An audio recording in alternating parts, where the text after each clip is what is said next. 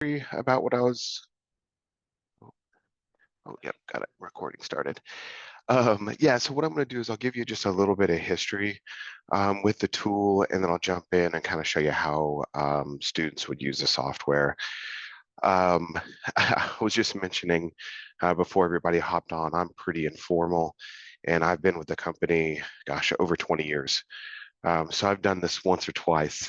So if you guys have any questions, feel free. I think there's enough people here that if you unmute yourself and interrupt me, that's perfectly fine if you have questions, or if you want to type them in the chat, I'll monitor it, but I know I'll have help monitoring it as well if I miss something.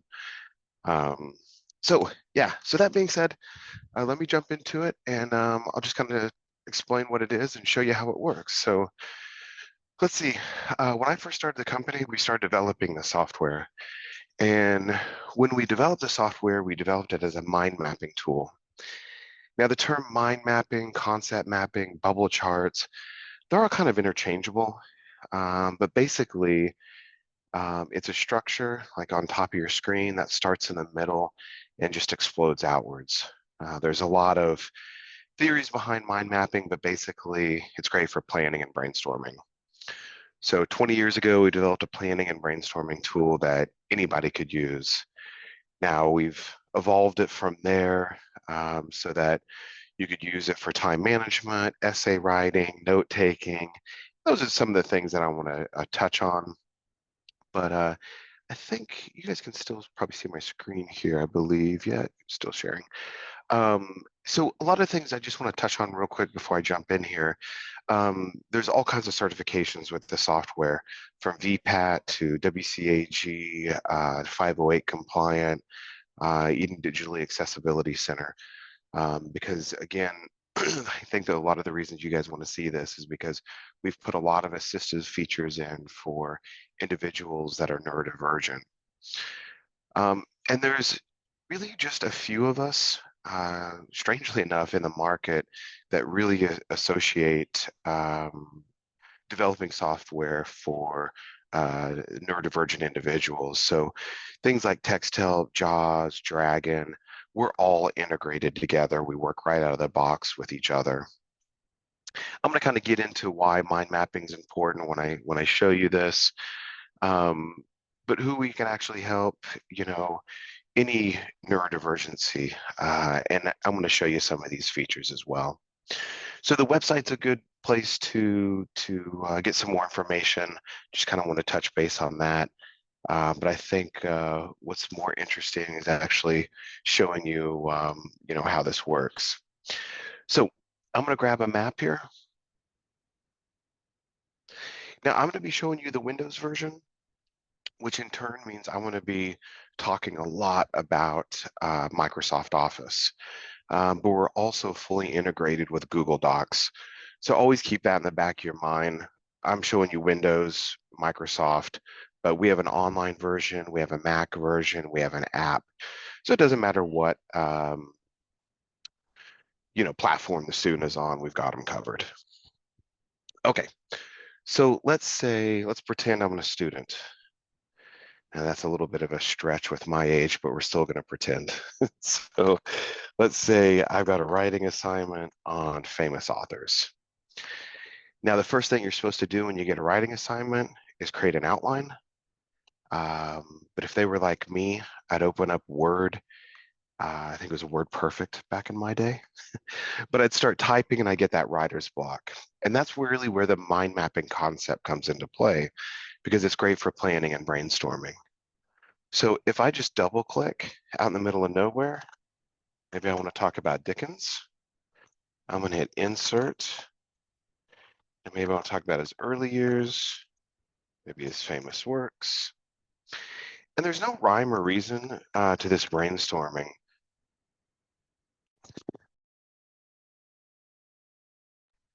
There's no rhyme or reason to this. The students are just getting their ideas down on quote unquote paper. So inevitably, the brainstorming session stops. The students take a look at this and they say, okay, what am I going to do with this mess? And that's where the drag and drop comes into play, because we know famous authors as a main idea. So I can pull in Dickens, maybe Hemingway, maybe Hughes, and maybe Joyce. Now, not only does this look like an office tool, but it's going to function like an office tool. So I can do Control C for copy, Control V for paste, and now in a matter of a few moments, I've got an outline based on this brainstorming. And obviously this outline is our outline for this essay. So in the next few minutes, I'm really going to focus on the assistive features. So a lot of times students that have dyslexia, working on a white background is not optimal. So we can come in and we can actually change the page color here. And we actually take this to another level, because if the student has been tested, they can put their RGB number in here. And if they've been on the or on the spectrum, they can put their saturation illumination number down there as well. And that's not only the background color, but it's the branch color. It's also the text color down here as well. Now this can all be saved as a template. So every time a student opens up, wants to use the software, all their colors are there for a template. Now, a lot of students with executive function, sequencing data can sometimes be a little bit of a struggle.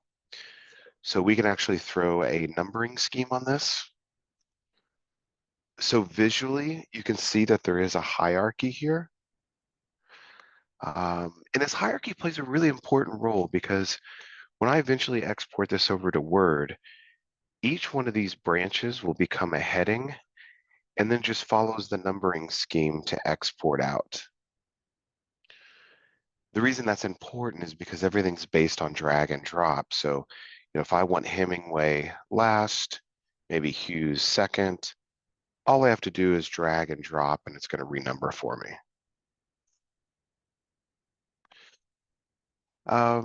So yeah, so that covers the Word document. And again, remember, I'm going to be kind of focusing on Microsoft Office, but we work with Google as well.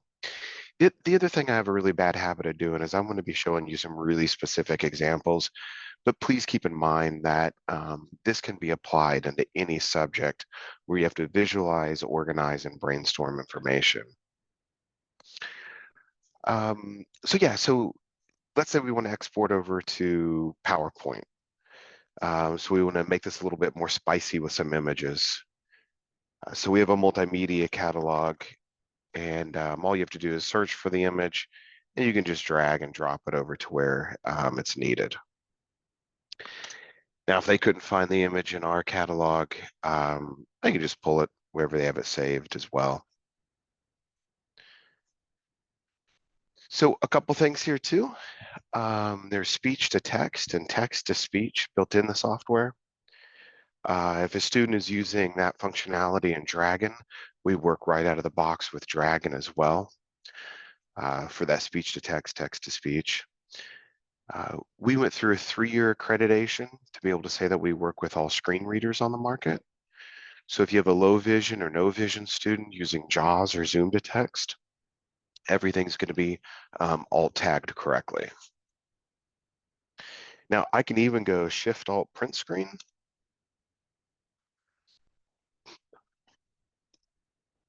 And when I do Shift Alt print screen, what happens is it's going to turn the interface into a high contrast mode. So if you have a low vision student, it's going to make it a lot easier to navigate the interface. Just give it just a second here. There we go. So you can see this is now in high contrast. We also, under the design tab, we have different styles, and a lot of these styles are also in high contrast mode for low vision. And then finally, we can even apply a branch focus. So not only helps with low vision, but also helps with individuals with ADHD. Because if you can break a project, an essay, whatever you're working on, down into these chunks, it really alleviates a lot of that anxiety of seeing a really big map or a lot of information. Excuse me, I'm sorry. Sure. Can you also customize colors as well? Yeah, definitely. So under the format, you have different fill colors. You've got color wheels as well. So not only customized colors, but even, like I mentioned, the RGB number. So yeah, whatever colors you want, you can put them in here. And again, that's with the background color, the branch color, and the text color. It's completely customizable to, whatever the student wants or individual. And I'm going to be showing you guys, I think the majority of people on the line are in the educational world, but there's a lot of individuals that use this software in the workplace for work accommodations as well. And I'll show you some templates at the end to kind of show you how that works. Now also, we partnered with a company called TextHelp. They make a really good software called Read and Write Gold. We've actually put their predictive text in. So if a student is typing on a particular branch, it's going to try to predict the next word in the sequence there. Now, speaking of typing, remember each one of these branches are going to become a heading in Word. So if I want to develop these topics a bit further, I can. So I can just say, don't worry about my fingers. They still think it's Monday. So if I close this, I get a nice little paper clip indicating something's attached there. And basically, these are going to be the paragraphs under each one of these headings when we export it over to Word. Now, one of the coolest things I think we have is a capture tool. So let's say, obviously, we're in the beginning here, and we want to do some research maybe on James Joyce. So I can just click on capture. And I'm going to go out to the web here. We're just going to type in James Joyce. And Britannica. So when you click on that capture tool, you get this little toolbar that floats around with you. And you can capture images, text, or even audio. In this case, I'm just going to highlight the text I want to capture.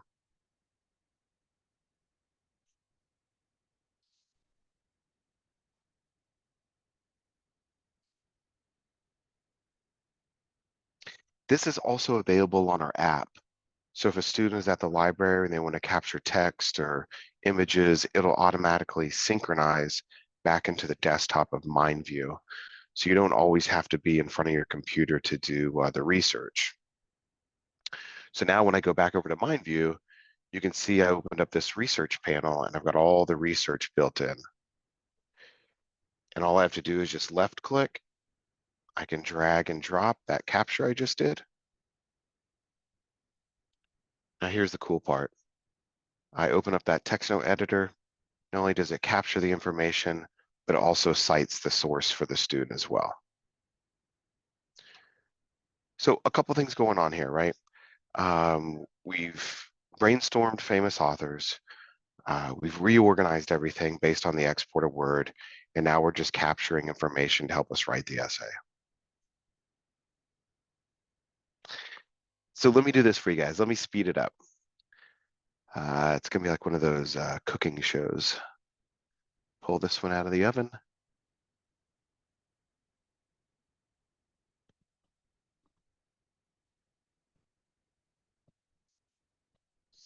And this is just a bigger version of what I was working on, right? So we have images on each one of these branches. Under early years, we developed these topics a bit further. Same thing with famous works. So let me say, let's do this. How about, so famous quote from Oliver Twist. Now, we obviously can't put a quote without citing a source. So in the software, there's a citation tool. So if I click on Insert Citation, we can pull sources from Zotero, Mendeley. You can manually enter them, boo. Or you can actually search them in WorldCat as well. So for instance, if I say, and you can put the ISBN number in here if you wanted to, or you can just search Oliver Twist. Cool. Here's the book I was reading. I'm just going to put the page number, and it inserts the citation down below. Now, I know what some of you guys are thinking. You don't even have to type it. I'll answer it for you. What type of academic format is that citation in? And when you're in Mindview, you don't have to worry about the citation style. The real magic of the software is not only helping the students visualize all this data, but it's also in the export. So when I export this over to Word, this is where the student can choose APA, MLA, Harvard, whichever academic format they want. They can also decide whatever they want in this export, like a title page, bibliography. You know, I'm not going to take the pictures over, obviously. So let me show you.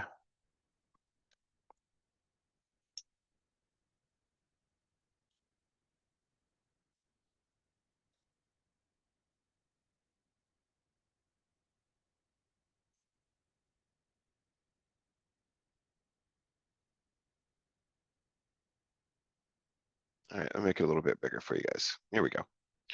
So here we are in Word. It's going to look exactly the same thing in Google Docs. You have a title page. You scroll down, it automatically generates this interactive table of contents for you. If I click on Dickens, it takes me right to Dickens. Remember, Dickens in the early years were branches. This was that text. You also have the citation down here as well. And I always kind of jokingly say, hey, you know, we're not handing out free A's here. The students still need to have an understanding of the academic style because we're pulling this from a third party. But what we're really trying to help the student do in this example is facilitate the content of the essay, and then we're just helping them format it when they export it over to Word. And if I scroll down a little bit, it also creates the reference and bibliography page as well. Voila. And I've done this once or twice, and every time I export this out, I'm like, okay, where was this when I was in school? The other thing too is our Office integration is a two-way street. So they could make changes here. They can then import it back into Mindview, and it'll update a new map with those changes. So it always goes both ways. So PowerPoint. A lot of students, I'm going to save a little bit of time.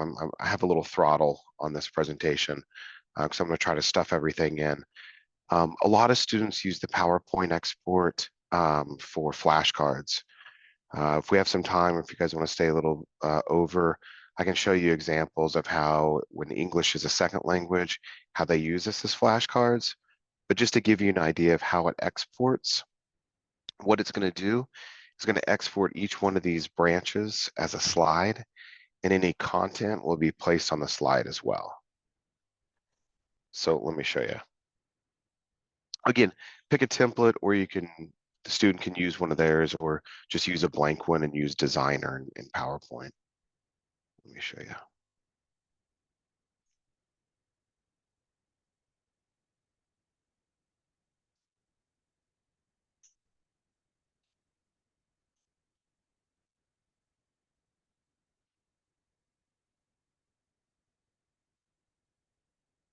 Okay, so this is a pretty good example. You can see the PowerPoint on the left-hand side and everything that is brought over.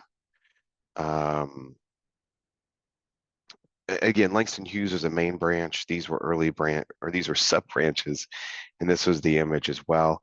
And if we make any changes, you can import it back in. So that's a little bit of the planning and brainstorming, a little bit of the Office integration. I'm going to move over to the time management piece of this. But before I do, I just want to show you that there are a ton of templates built into the software. not only on the business side for work accommodations, but especially education, from English to nursing to sciences to study skills, and examples, not only K through 12, but all the way to the university.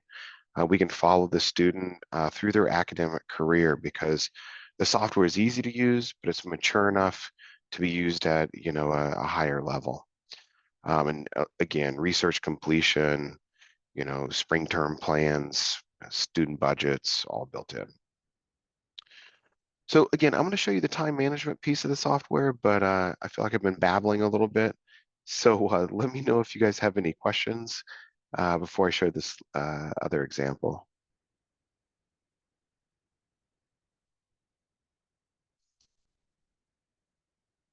Okay, so far so good. Cool. And again, just interrupt me. I won't think you're rude, I promise. Like I said, I've got a little throttle on this presentation just to squeeze everything in so I can show you everything it can do, or at least the majority of it can do. Okay, so with this example here, I've minimized social activities and work. And basically what this student did is they mapped out all of their responsibilities in a given time period. I'm really focusing just on the school work because every main branch is their subject and then their major assignments in that subject. So I think I've got a little bit of time here to tell a funny story along with this one. So, when that whole COVID thing happened, my wife and I started working from home. And we've got two boys. At the time, they were 11 and 13. Of course, they started working from home as well. Some of you may have been on prior when we were chatting, but I'd mentioned that I live down in Tampa. And in Tampa, they implemented this thing called EDSP. And EDSP basically is an extension of Blackboard or Canvas. It was a way for students to log in, see their assignments, and turn their assignments in. Well, my wife and I thought that was pretty cool. So about a week or two later, we checked in with the boys and realized that was a huge mistake. The only thing they were logging into was Fortnite or Minecraft or whatever game was popular back then. And I always have to defend them just a little bit because EDSP wasn't easy to navigate and it wasn't easy to get an overview of everything that they needed to do. So what I did is had a map out map very similar to what's on your screen. So what this map does, it gives them an overview. They see everything, whether they're overwhelmed or underwhelmed, they get the big picture here. Now, the time management piece came in the fact that you can actually put due dates on these branches. But I think more importantly, you can actually put start dates as well. And this all synchronizes if they have a phone. So if they want alerts of when something's due or something needs to get started, they can get alerts that way. But at its simplest form, you're just going down through and estimating your start and end dates on the major assignments throughout the summer, the semester, what have you. Now, all these files are collaborative. So in that environment, I became the tutor. So I could log in once they shared the file with me and I could leave them notes. We also created a legend, which you can do within the software. And I knew if they put a red flag on something, that means they needed help with it, which was more important for me because I haven't done algebra in 25 years.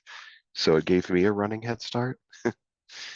Um, but honestly, I think the real time management piece in the software came in the fact that you can take this entire map and you can flip it into a timeline.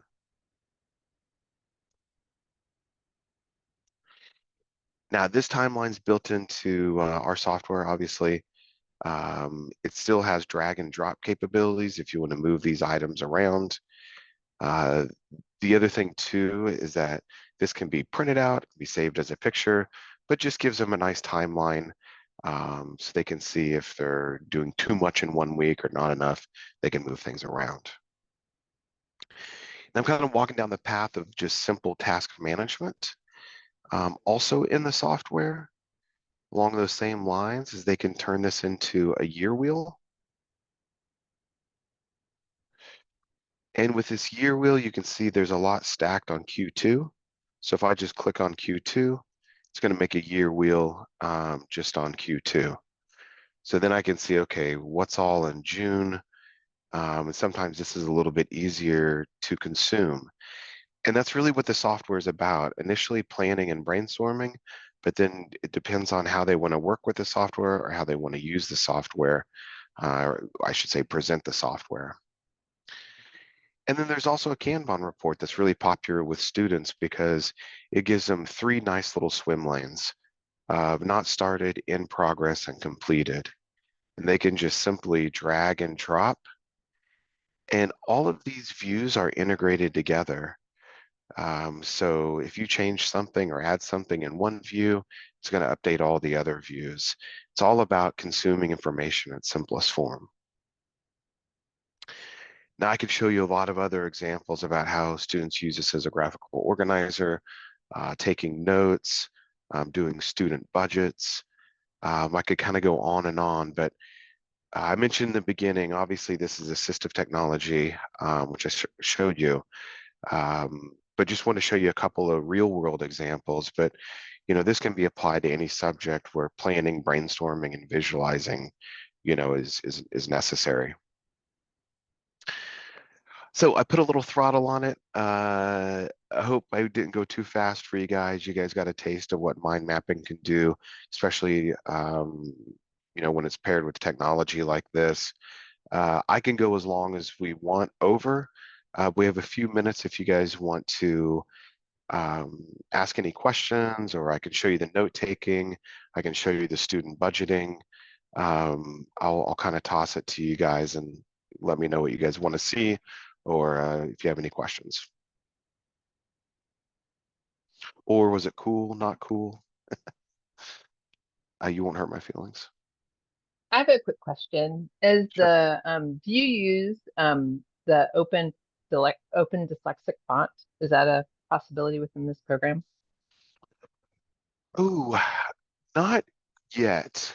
Um, we know of a company that did this dyslexic font, and we're working with them to put it in the next version. But they've kind of have the company that we want to work with. We're working on it. That's the easiest answer. But no, not yet. I will say too something I didn't show you. If you guys want to see, I know AI. Um, that everybody's appetite for AI is a little bit different. I know people don't want AI to do the work for the student, and that's what we focused on when we put AI in here. And I can show you some of the AI features, but it can be enabled or disabled depending on what you need. Also see some um, let's see some questions coming up here. Can you show the note-taking cost? Is it fully accessible for screen readers? Yeah, so let me address some of these. So is it fully accessible for screen readers? Yes. We went through a 3-year accreditation to be able to say that everything is alt tagged correctly, even the images in our software. So if they're using JAWS or Zoom to text, it's going to work right out of the box. Now, in regards to cost, contact me afterwards. I can be a little bit more specific based on who you are. But it depends on if you're university, if you're K-12, if you're, voc rehab. But basically, think about $30 per student, and that's based on volume. So the more you buy, the better it is for the student. But just think $30 per student. That's a good round number in your head for how much the software would cost. But again, contact me afterwards if you want a specific quote or specifics about pricing. It's kind of hard because I'm not sure who's all, if it's K-12 or university or voc rehab, because there's different pricing with each. But $30 per student is a good round number to think of. In regards to note taking, yeah, I can show you just a real quick example of that. Let's see. Let me open up this. So this is just a really quick example of note taking. So every time the student went to class, they created a branch. And since there's an online version and all platforms, they could use this in class, or maybe they, reorganize this after class, but you can attach any type of files to these branches. So in this case, the syllabus, the lecture, their notes, a link over to a website. So I like this for a couple of reasons. One, everything's all in one spot. So they're not having to go through folders and subfolders to try to find everything.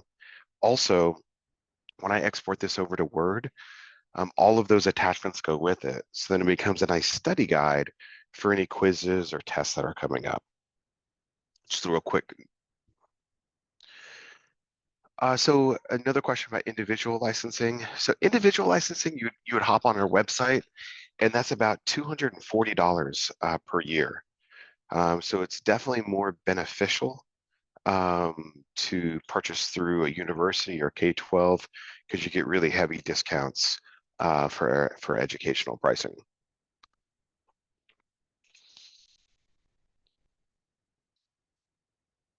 But again, let me know if you have any other questions, either through the chat or unmute yourself, either one. And sorry if that was a little fast. Like I said, I put a little throttle on it so you guys could see everything.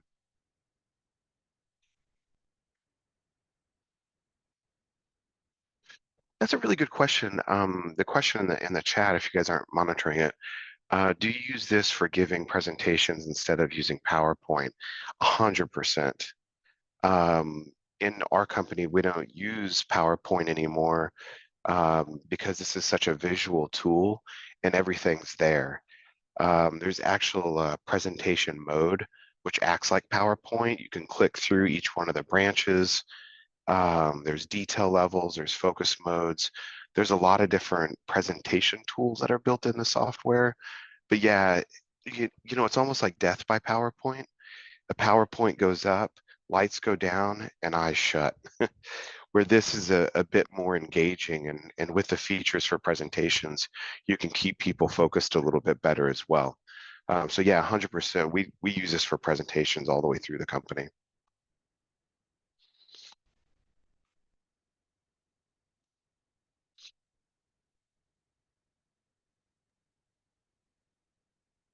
I have a question. Since you use it for presentations, are captions built into it?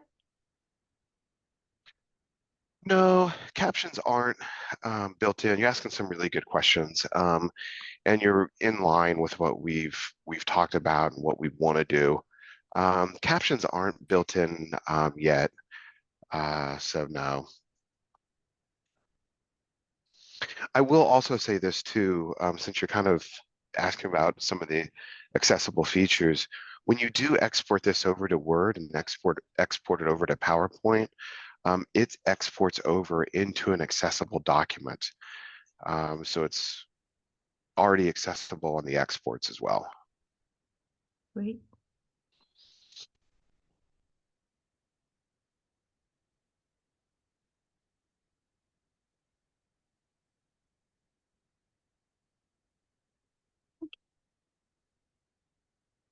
Does anyone have any more questions? This has been really great. I agree, Kim. This is a wonderful tool. Thank you so much for being here.